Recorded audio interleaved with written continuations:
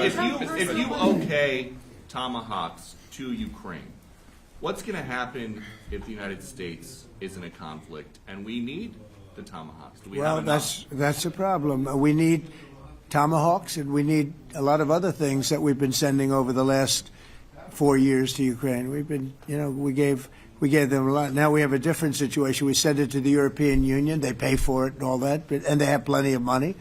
But it's beyond the money. We need Tomahawks, so we need a lot of other weapons that we're sending to Ukraine. One of the reasons we want to get this war over is exactly that. It's not easy for us to give. You're talking about massive numbers of very powerful weapons. So that's one of the things we'll be talking about. Hopefully they won't need it. Hopefully we'll be able to get the war over with without thinking about Tomahawks. I think we're fairly close to that. Yeah, go ahead. President, yeah, please. Just to understand. So for today, of course, we want to finish this war, but the war is another technological war. You don't use just Tomahawks. If you want to target a military goal, you need thousands of drones.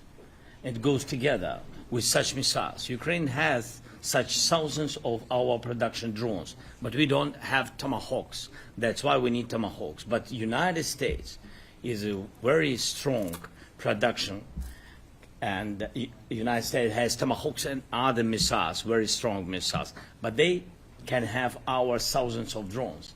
That's why where we can work together, where we can strengthen American production. And so just so that I understand, so you're suggesting kind of a trade. If President Trump okays Tomahawk missiles to help you launch yes, it's about Russia, military goals. It's only about military goals. Right, but then you would authorize some kind of an exchange where yes, of course. The US yes, we have proposition. We have big proposition with our drones. President Trump, I don't mean to be brokering an arms deal here, but is that something that you would be interested in, Ukrainian drones? We are, yeah, we would. We have a lot of drones right now. We build our own drones, but we also buy drones from others, and they make a very good drone. I mean, drone warfare has really come to the fore over the last couple of years because of this war. I will say, there's nothing like the jets. We knocked out a lot of drones in Israel. We were knocking them out for Israel, and we were doing it with extremely fast and powerful jets, following the drones and knocking the hell out of them. So, we know a lot about the drones, and we know a lot about the great jets, the great ones. The ones, and the B-52s, which were totally they were stealth. They were undetectable. So we have a lot of different weapons. And, I have an obligation also, though, to make sure that we're completely stocked up as a country, because you never know what's going to happen. In war and peace, right? You never know what's going to happen.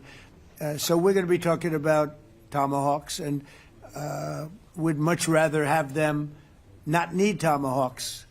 Would much rather have the war be over, to be honest, because, we're in it to get the war over. We're selling a lot of different types of weapon, as you know, to the European Union. We're not in it for that. We're in it to get it over. We're losing thousands of people a week, thousands of people, Russian, Ukrainian, and mostly soldiers. Mostly soldiers. But we're in it to see that end. And if we can end quickly, and I think we can. I had a very good talk yesterday. We're going to be talking about it. But I had a very productive talk yesterday with President Putin. We'll see what happens. But the war in the Middle East was far more complicated. We got that one done. And I think we have a good chance. I think President Zelensky wants it done, and I think President Putin wants it done. Now all they have to do is get along a little bit.